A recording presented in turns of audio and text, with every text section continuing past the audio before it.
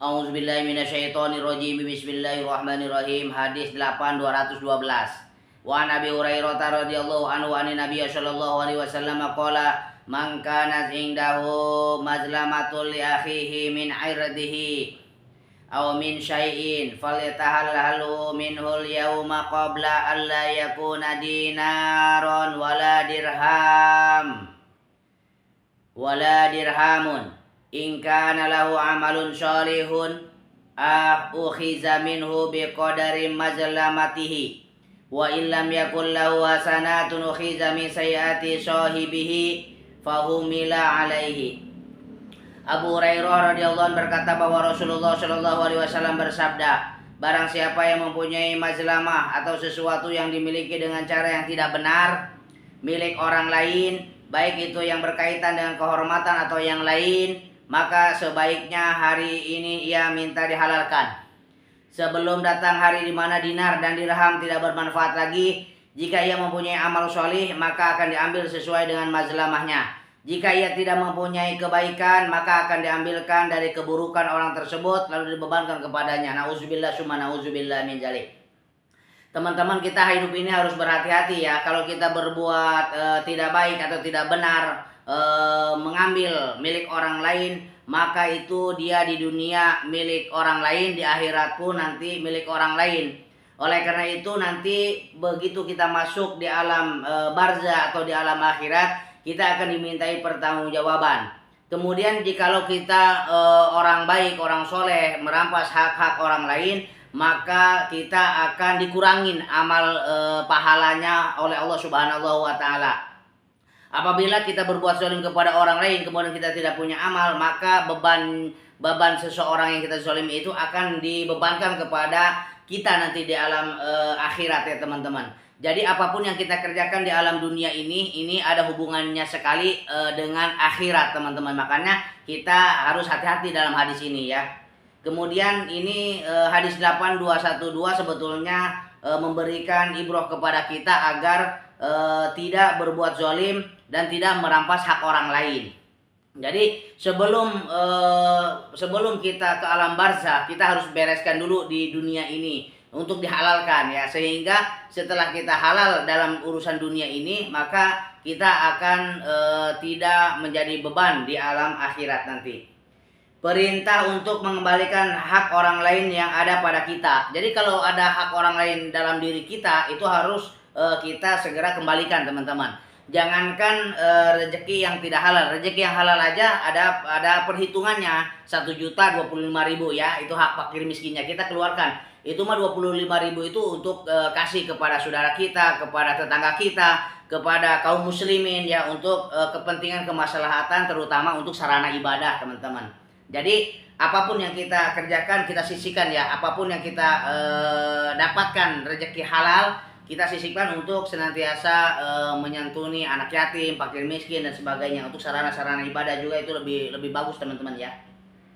Kemudian perbuatan zalim dapat merusak amal kebaikan yang pernah kita lakukan. Jadi sebetulnya in asantum li anfusikum wa in asatum falaha. Nah, kalau kita berbuat kebaikan itu hasilnya untuk kita. Tapi kalau untuk kita berbuat kezaliman itu pun akan merusak amal kebaikan kita ya. Jadi kita pilih kebaikan aja, jangan zalim teman-teman ya. Jadi kita pilih kebaikan saja, kita konsisten dalam kebaikan ya, kita berjuang dalam kebaikan dan kebenaran. Itu isi dari hadis 8. Sekarang hadis ke-9 213 Riyadhus Shalihin. Wa an Abdullah bin Amr bin Amas wa an Abdullah bin Amri bin Ash radhiyallahu anhuma anin Nabiy sallallahu alaihi wasallam qala al muslimu man salimal muslimuna min lisanihi wa yadihi wal muhajiru man hajara ma nahallahu anhu. Abdullah bin Amr bin Ash berkata bahwa Rasulullah SAW bersabda, orang Islam adalah orang yang bisa menahan lidah dan tangannya. Jadi yang namanya orang Islam itu orang yang bisa menyenangkan hati orang lain sebetulnya ya. Itu minimal dia bisa menjaga lidah dan tangannya, tidak mengganggu orang lain. Lidahnya tidak menyakiti, kemudian tangannya atau kakinya tidak merusak orang lain ya. Sehingga kita menjadi uswatun hasanah. Jadi lidah kita gunakan untuk senantiasa syiar, berdakwah, kemudian hal-hal kebaikan, nasihat menasihati ya. Jangan menyakitin orang lain, sehingga tidak menyakiti kaum muslimin tuh. Jangan menyakiti kaum muslimin. Jadi kita jaga lidah kita, jaga tangan kita ya, jangan temperamen. Sedangkan orang yang berhijrah adalah orang yang menjauhi apa yang dilarang oleh Allah. Jadi selama kita sekarang belum baik, mari kita perbaiki. Itu namanya hijrah ya, itu namanya hijrah. Jadi kita belum baik, tiba-tiba menjadi baik. Kemudian kita sholat belum rapi, kita sholat rapikan dulu ya. Semuanya kita perbaiki dalam hidup ini. Insya Allah dengan konsisten dalam kebaikan itu, maka Allah akan memberikan suatu ibroh atau perlindungan kepada kita, sehingga kita menjadi terarah hidup ini, menjadi baik dan menjadi benar, menjadi nikmat hidup ini ya teman-teman.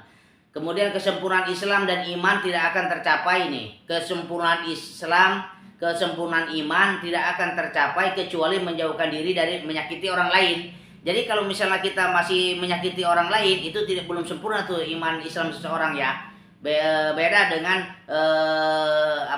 dengan orang bisa menjaga diri kita dari perbuatan buruk kita. Nah, itu sudah menyempurnakan Islam dan iman sebetulnya ya. Kemudian perintah untuk menjauhi maksiat. Nah, jadi teman-teman, maksiat ini sangat merusak dalam hati kita, tidak tenang, kemudian rezeki kita juga seret, dan itu sangat mempengaruhi juga dalam beribadah kita kepada Allah Subhanahu wa taala. Oleh karena itu, kalau hati kita ingin ikhlas, kemudian kita ingin terhindar dari hal maksiat, hati kita lapang, kemudian ibadah kita lancar, kita perbaiki cara ikhtiar kita mencari rezeki dari Allah Subhanahu wa taala ya, rezeki yang halal. Beda dengan rezeki haram. Kalau haram itu hati menjadi keras, tidak mempan nasihat, takabur, sombong ya. Bahkan kita gampang untuk menyakiti orang lain, kemudian gampang atau mudah untuk meninggalkan hal-hal yang diwajibkan Allah, karena kita kebanyakan makan uang haram, kemudian bicaranya tidak bagus ya, itu otaknya jadi rusak, darahnya juga masuk ke kesetanan ya teman-teman, karena itu rezekinya tidak halal. Beda dengan rezeki halal. Kalau rezeki halal itu semuanya enak ya teman-teman, walaupun rezeki itu sedikit tapi barokah, manfaatnya banyak sekali ya, banyak sekali teman-teman itu. Jadi marilah kita berusaha untuk mencari rezeki yang halal, sehingga dengan rezeki halal itu kita akan menjadi lebih semangat lagi beribadah kepada Allah Subhanahu wa taala. Itu hadis 9. Sekarang hadis 10 214. Wa anhu an radhiyallahu anhu qala kana ala saqalan nabiy sallallahu alaihi wasallam rajulun yuqalu lahu kirkiratun famata. Faqala Rasulullah sallallahu alaihi wasallam wa finnar. Fazahabu yang zuruna ilaihi fawajadu aba'atan qad ghallaha. Masyaallah. Abdullah bin Amr bin As berkata, ada seorang laki-laki yang membawa pembekalan Nabi Shallallahu alaihi wasallam. Dia bernama Kirkirah ya. Jadi ada seorang laki-laki yang membawa perbekalan Nabi Shallallahu alaihi wasallam, kemudian dia bernama Kirkirah, namanya Kirkirah. Dia meninggal dunia. Kebetulan nih Kirkirah ini meninggal dunia. Rasulullah SAW bersabda, dia di neraka. Dia di neraka katanya ya. Kirkirah ini kata Rasulullah dia di neraka. Para sahabat pergi melihatnya dan mendapati baju mantel yang dicurinya dari harta perampasan perang yang belum dibagi. Oh, jadi Rasulullah itu sama Kirkirah sama para sahabat itu habis melaksanakan perang atau jihad di jalan Allah, kemudian ada beberapa ghanimah yang Kirkirah umpetin. Salah satunya itu adalah Kirkirah ini mengumpetin baju mantel ya, baju mantel yang dicuri dari harta rampasan perang yang belum dibagi. Padahal itu habis perang ya kita ambil satu nih gitu, tapi belum ada pembagian, belum disetujui oleh Rasulullah, tapi Kirkirah ini sudah mengambil duluan gitu, mengambil duluan si mantel ini. Kemudian kata Nabi, beliau sekarang di neraka, masuk neraka. Itu gara-gara belum pembagian harta rampasan perang ya, hanya sebuah mantel. Bayangkan hanya sebuah mantel yang belum dibagi, kita umpet ya. Kalau sekarang itu nguntit ya. Nah itu nggak boleh teman-teman nguntit. Lebih baik kita bicara langsung, kita minta ya. Kalau nguntit itu nggak bisa ya. Jadi seperti itu. Jadi memang kita harus hati-hati, ini hal-hal yang kecil aja diperhatikan, apalagi hal yang besar. Ini ada hadis 11.215, kemudian panjang sekali ya. Saya ambil petikan atau kutipan-kutipan dalam hadis tersebut. Pada masa jahiliyah itu belum datangnya Islam ya, masih menyembah batu, masih menyembah berhala nih zaman jahiliyah itu. Kemudian bayi perempuan yang lahir dikubur hidup-hidup. Nah, itu zaman jahiliyah ya. Kemudian jika mereka ingin perang di bulan suci, mereka tetap saja berperang di bulan itu. Lalu menjadikan bulan sesudahnya sebagai bulan suci. Misalnya mereka ingin perang di bulan Rajab yang merupakan bulan suci, maka mereka melakukan perang di bulan itu tanpa menghindarkan kesucian bulan Rajab. Lalu menggantinya dengan bulan Sya'ban. Islam tidak membenarkan tindakan semacam ini, sekaligus menegaskan bahwa ada 4 bulan suci. Penegasan bahwa Islam melindungi jiwa dan harta orang Islam. Jadi nggak boleh kita berbuat zolim, berbuat curang, apalagi yang kita zolim itu orang-orang Muslim ya, nggak boleh itu teman-teman. Jadi kita akan dimintai pertanggungjawaban tuh, hai orang-orang yang zolim, yang suka merampas harta orang lain, menipu dan lain sebagainya, maka kembalikanlah sebelum ajal tiba ya, minta dihalalkan. Jadi kita mencari rezeki yang halal aja teman-teman. Kemudian manusia akan dimintai pertanggungjawaban oleh Allah atas semua perbuatannya. Jadi kalau manusia ini jangan santai-santai, apa yang dia kerjakan, apa yang dia miliki itu akan dimintai pertanggungjawaban di akhirat kelak ya. Apalagi nanti di alam barzah, orang bisa cabut nyawa kan masuk ke alam barzah. Nah, dia nunggu tuh sampai bumi ini hancur, sampai kiamat, kemudian dibangkitkan. Oh, masih panjang sekali ya perjalanan manusia ini. Anjuran untuk memahami nasihat dan arahan yang kita terima lalu menyampaikannya kepada orang lain apa adanya. Jadi nasihat itu kita terima, kemudian kita sampaikan kepada orang lain apa adanya. Jangan dilebihin, jangan dikurangin. Kemudian hadis ini menggambarkan cara Nabi dalam memberikan didikan dan arahan yang lebih jelas dan mengena ya. Jadi Rasulullah itu kalau misalnya memberikan nasihat pasti sudah dilakukan dulu oleh Rasulullah SAW. Diberikan contoh dulu ya, menjadi suri teladan ya. Bukannya memberikan contohnya, menjadi suri teladan yang baik. Nah, bil hikmati wal mau'izatil hasanah. Kemudian hadis 216 wa Abi Amamah Iyas bin Sya'labat al-Harishi radhiyallahu anhu anna Rasulullah sallallahu alaihi wasallam qala wa man iktata'a haqqam ri'im muslimin bi yaminihi faqad aujaballahu lahu an-nar wa harrama 'alaihi al-jannah. Faqala wa in kana syai'a yasira ya Rasulullah. Faqala wa in kana qadiyan min araqin. Abu Umamah Iyas bin Sa'labah Al-Harishi radhiyallahu anhu berkata bahwa Rasulullah SAW bersabda, barang siapa yang mengambil hak orang Islam dengan sumpah palsu itu demi Allah tapi dia palsu ya, berbohong, maka Allah mewajibkan untuk masuk ke neraka dan diharamkan masuk ke surga. Seorang laki-laki bertanya, sekalipun sedikit ya Rasulullah. Rasulullah menjawab, sekalipun sebatang kayu siwak. Masya Allah. Jadi hal-hal kecil aja diperhatikan ada balasannya, walaupun dengan kayu siwak ya kecil itu sangat ada balasannya sekali ya teman-teman. Jadi kita harus senantiasa berhati-hati dalam hidup ini, terutama mencari rezeki atau mengeluarkan rezeki yang diberikan oleh Allah Subhanahu wa Ta'ala. Islam melarang kita mengambil hak orang lain, sekaligus memerintahkan agar kita mengembalikan hak orang lain meskipun hanya sedikit. Orang yang mengambil hak orang lain lalu menganggapnya sebagai sesuatu yang halal, kemudian ia mati dan belum bertobat, maka ia akan kekal di neraka. Nauzubillah min dzalik. Kita sudah tahu nih hak orang lain kita rampas, tapi kita tidak mau mengembalikannya, tidak mau minta maaf, kemudian tidak mau menghalalkannya. Kita pura-pura baik, pura-pura tidak pura-pura halal. Maka itu sebetulnya itu haram, itu akan kita akan dimasukkan oleh Allah ke dalam api neraka kekal. Nauzubillah min dzalik. Jadi teman-teman, kalau kita menzalimi orang lain atau merampas hak orang lain, kita kembalikan, kemudian kita minta halalkan, ya kita bertanggung jawab supaya nanti begitu kita meninggalkan dunia ini, kita akan terlepas dari beban-beban itu. Hadis 13-217.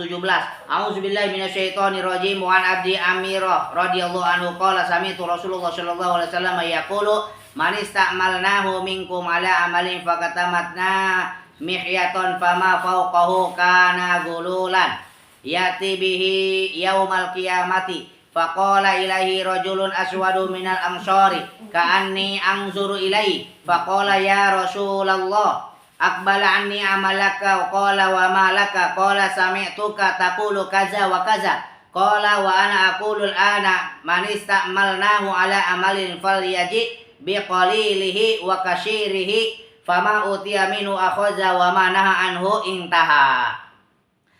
Ini saya bacakan saja teman-teman ya, hadis ini alhamdulillah sangat memberikan motivasi kehidupan dalam ibadah kita kepada Allah Subhanahu wa Ta'ala, sehingga kita menjadi hamba yang ahli bersyukur atau hamba yang ahli ibadah.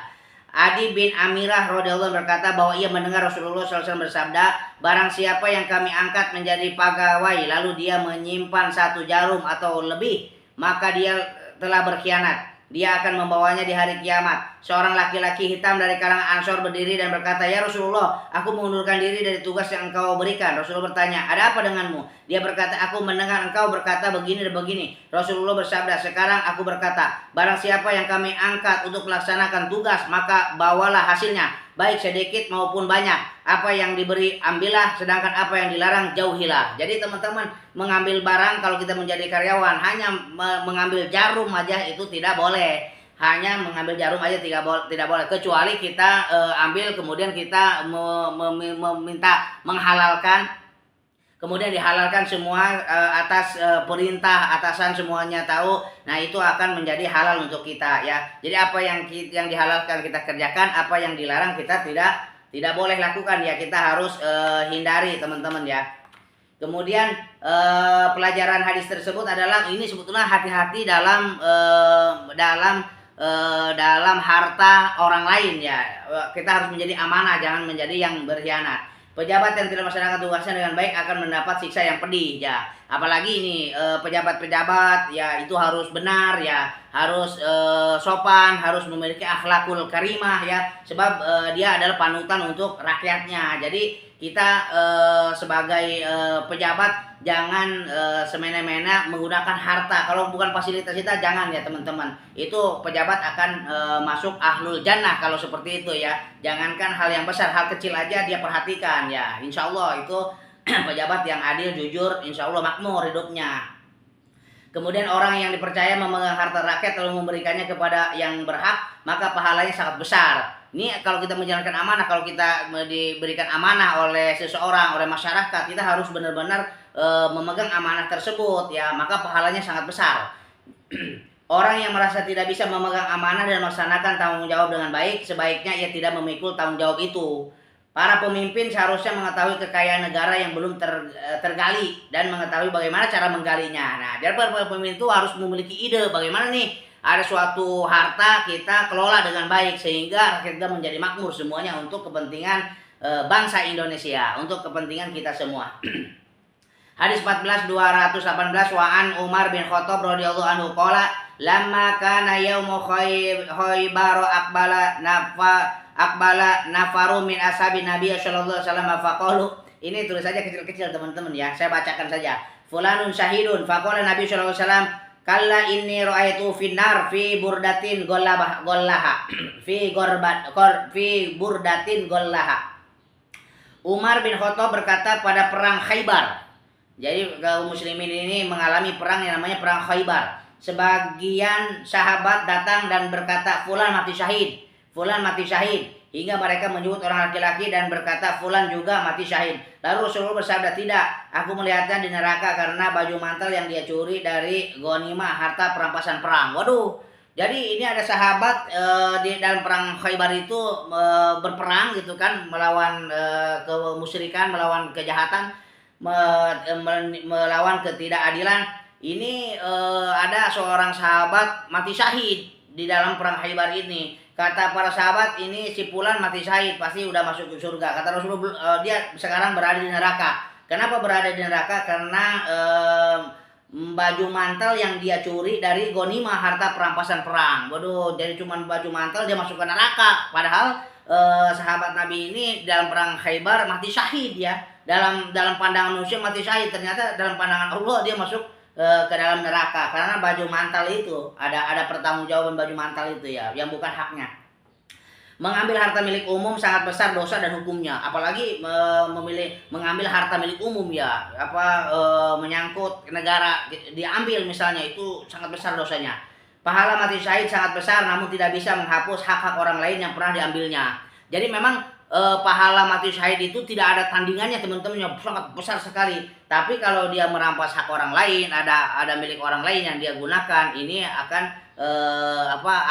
menjadi suatu penghalang ya, suatu pertanggungjawaban. Oleh karena itu teman-teman dalam hadis ini mengajarkan kepada kita untuk senantiasa berhati-hati dalam menggunakan harta, apalagi harta orang lain. Kita harus menjadi amanah, harus menjadi suri teladan yang baik, sehingga dalam kehidupan kita ini menjadi lebih nyaman, lebih aman, lebih tentram dan lebih damai, sehingga kita beribadah itu khusyuk kepada Allah Subhanahu wa taala. Nah, demikian teman-teman, alhamdulillah pada kesempatan pagi yang cerah ini kita bisa mengkaji kitab Riyadhus Shalihin. Ini kita sudah luas juga, sudah banyak juga yang kita baca, yang kita kaji. Mudah-mudahan apa yang kita dengar ini, apa yang kita kaji ini mendapatkan pahala dan ampunan dosa dari Allah Subhanahu wa taala. Demikian usikum binafsi wa taqwallah. Wassalamualaikum warahmatullahi wabarakatuh.